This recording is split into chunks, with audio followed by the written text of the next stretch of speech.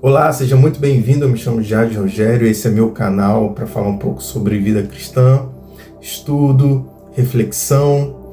E hoje a gente vai falar um pouco sobre dinheiro. Na verdade, não é exatamente sobre dinheiro. Se a gente fosse falar sobre dinheiro, que é um dos assuntos mais comentados na Bíblia, a gente ficaria horas e horas para falar disso. Mas eu quero falar especificamente sobre dinheiro fácil. Recentemente eu estava no Facebook e de repente alguém me abordou, era um amigo, um cristão, que eu não vejo já há muito tempo, e de repente ele começou a puxar assunto comigo. A gente não tem tantas conversas assim. E ele me chamou e perguntou: "Ei, gente, como é que você tá?" E eu falei: "Tô bem, cara, e você, como é que tá?" E na hora que ele já me chamou, eu já senti que ele já queria alguma coisa, porque é um tipo de pessoa que normalmente não fala comigo. Mas ele perguntou: "Você costuma investir o seu dinheiro com alguma coisa e tal?" Eu falei: "Depende, né?"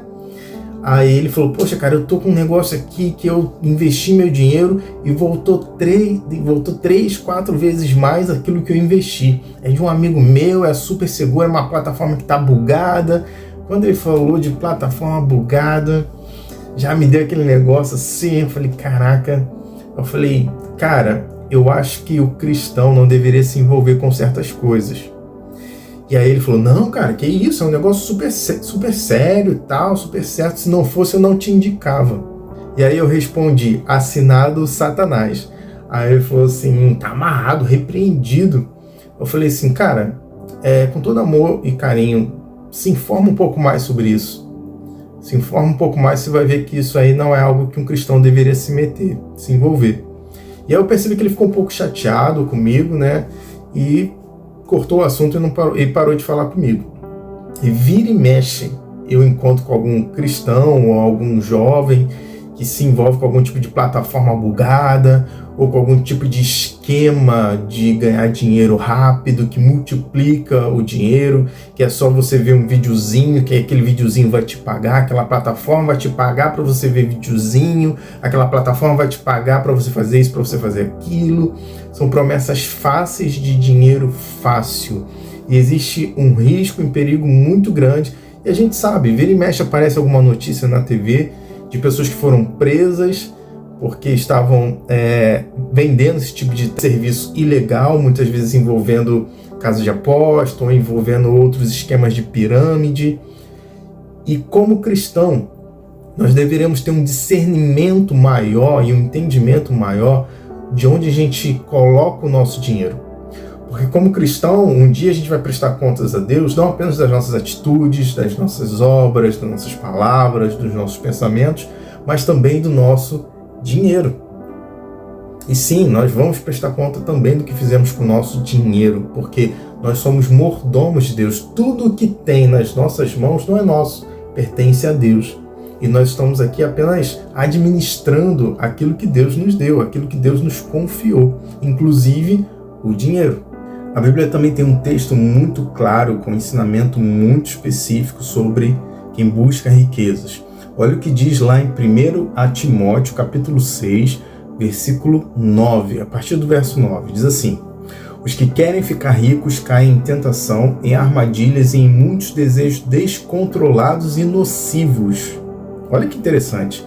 Os que querem ficar ricos caem em tentação, em armadilhas e em muitos desejos descontrolados e nocivos que levam os homens a mergulharem na ruína e na destruição.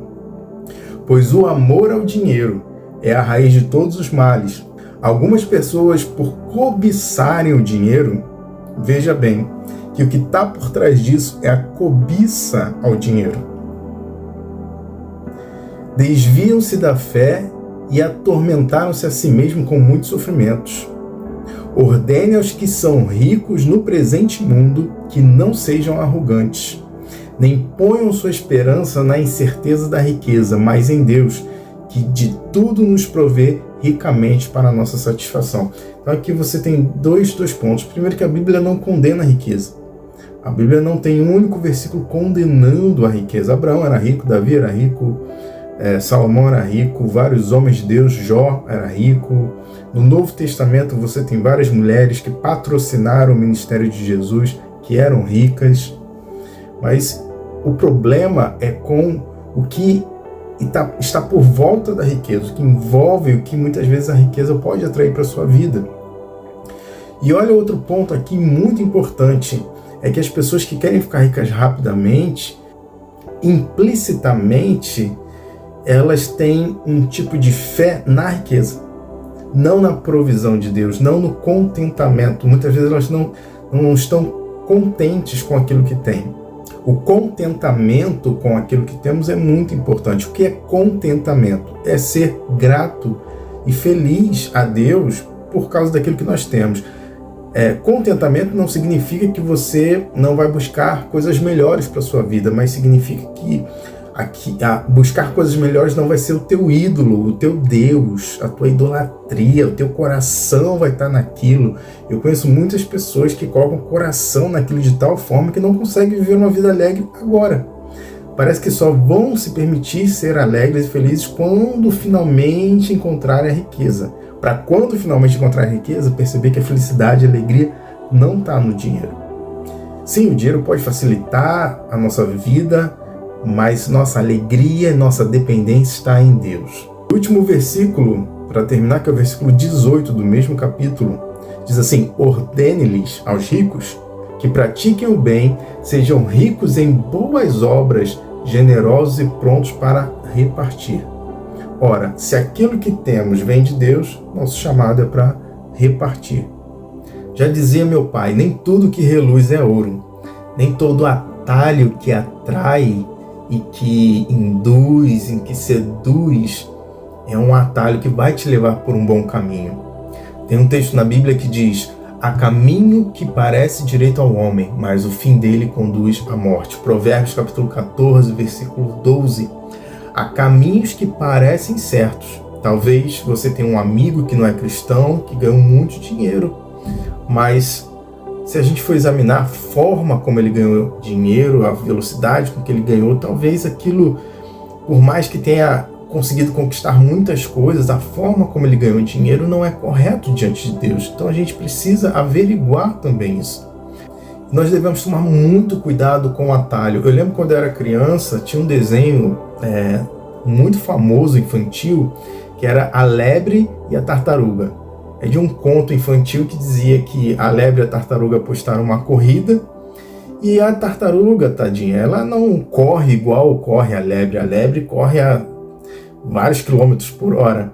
E quando deu a partida, a lebre saiu na frente e a tartaruga foi bem devagarzinho, constante e firme no alvo que ela queria. E a lebre, por achar que estava ganhando, ela fez um monte de coisa que ela achou que ela poderia fazer com aquilo. E no fim das contas, quem venceu a jornada, quem venceu a corrida foi a tartaruga, porque a lebre se meteu em coisas que não se deveria, perdeu o foco e acabou se envolvendo em problemas. Muitas vezes é assim na nossa vida também, quando a gente acaba se envolvendo em coisas que não deveria. Interessante que a tartaruga ela vai constante e devagar. A construção de riqueza ou de avanço na nossa vida financeira, muitas vezes ela passa por um processo que às vezes é devagar, mas constante. Muitas vezes quando a gente quer acelerar, né, dar um salto, muitas vezes a gente comete esse erro de querer tomar um atalho, investir dinheiro em coisas que não deveria e acaba se atropelando, muitas vezes se endividando. Eu conheço gente que estava até bem financeiramente, mas por querer multiplicar o dinheiro, vendeu até o que não tinha e colocou em coisas que pareciam ser excelentes no momento e de repente se viram sem mais nada. Inclusive gente até que vendeu a casa, né? Eu lembro que na época que o Tigrinho lançou, nossa, isso foi uma febre, muita gente investiu dinheiro nisso, muita gente vendeu coisas porque a plataforma estava bugada, estava pagando, o Tigrinho estava liberando a carta, né? E a conclusão disso foi pessoas frustradas, desanimadas, com problemas seríssimos financeiros, casamentos muitas vezes abalados, porque às vezes o marido quer ganhar mais dinheiro e se envolve com essas coisas, acaba isso refletindo na sua casa e na sua família. Então nós, como cristãos, devemos utilizar discernimento e sabedoria de como utilizar o nosso dinheiro. O trabalho dignifica o homem. A Bíblia diz que digno é o obreiro do seu salário. Eu sei que muitas pessoas às vezes não gostam do seu trabalho, ganham pouco, mas ao invés de você se meter em coisas que parecem boas, você deveria pensar em como eu posso multiplicar aquilo que eu tenho. De repente fazer um curso, de repente se profissionalizar mais. Isso vai te custar tempo, isso vai te custar talvez até um pouco mais de dinheiro, mas vai ter um resultado lá na frente que você vai colher, os frutos lá na frente. Quando você planta uma árvore, você precisa de um tempo até aquilo florescer e dar frutos. É assim também na nossa vida financeira. A gente precisa respeitar certos processos e quando a gente se torna avarento, porque muitas vezes essa é a raiz que atrai esses atalhos. A avareza do nosso coração, a ganância do nosso coração.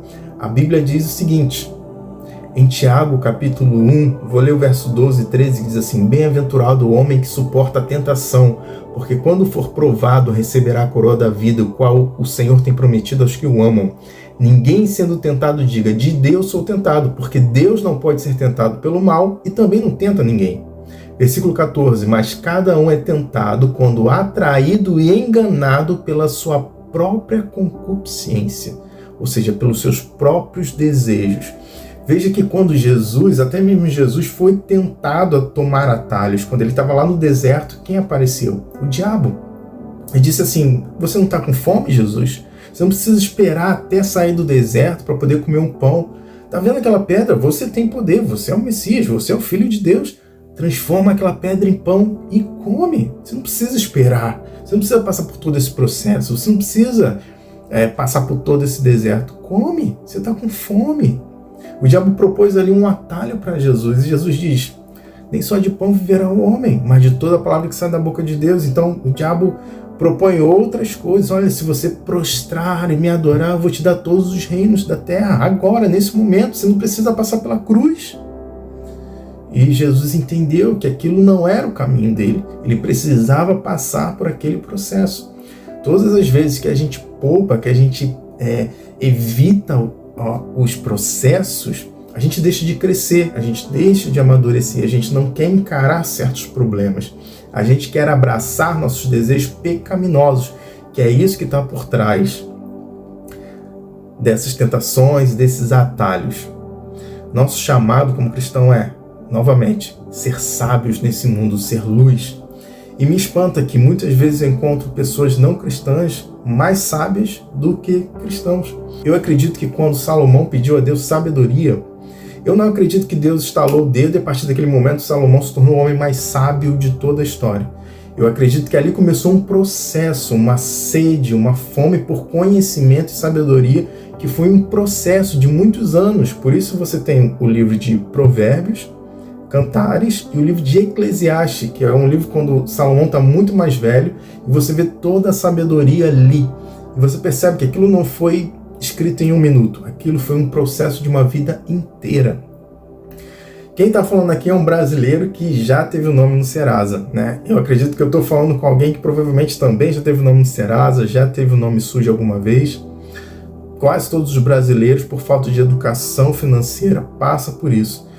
Nós devemos tomar muito cuidado com isso e tomar cuidado para não se envolver em coisas pecaminosas, em coisas erradas, em coisas ilícitas que Deus desaprova. E Deus abençoa o esforço, Deus abençoa o processo, Deus abençoa aqueles que não querem tomar atalhos e dizem, Senhor, eu não vou tomar atalho, eu vou pelo caminho mais difícil, mas eu sei que o Senhor vai me abençoar porque é o caminho certo a trilhar. Se você gostou dessa mensagem, se você curtiu, se identificou com alguma coisa, por favor, deixa aqui o seu comentário, curte e se inscreva no canal, compartilha também esse vídeo com alguém para edificar ele, tá bom? Até a próxima e eu te espero mais uma vez.